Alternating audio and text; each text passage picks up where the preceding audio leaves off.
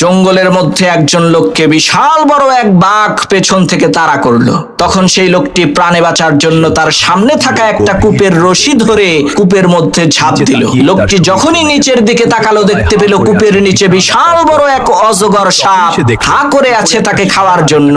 এমন সময় সাদা রঙের একটা ইঁদুর আর কালো রঙের একটা ইঁদুর কূপের সেই রশিটাকে কুটকুট করে আস্তে আস্তে কেটে দিচ্ছে।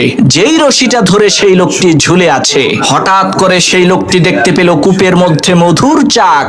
লোকটি তার হাতের আঙ্গুল দিয়ে সামান্য একটু মধু এনে তার জিহ্বার মধ্যে দিল।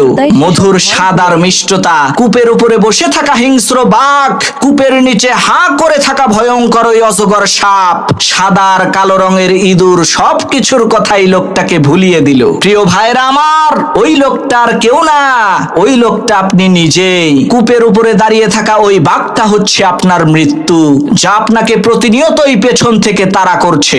আর নিচে বসে থাকা ভয়ঙ্কর ওই অজগর সাপ হচ্ছে আপনার কবর, যেখানে অবশ্যই আপনাকে যেতে হবে। আর যেই রশিটা ধরে ঝুলে আছেন, সেই রশিটা হচ্ছে আপনার হায়াত।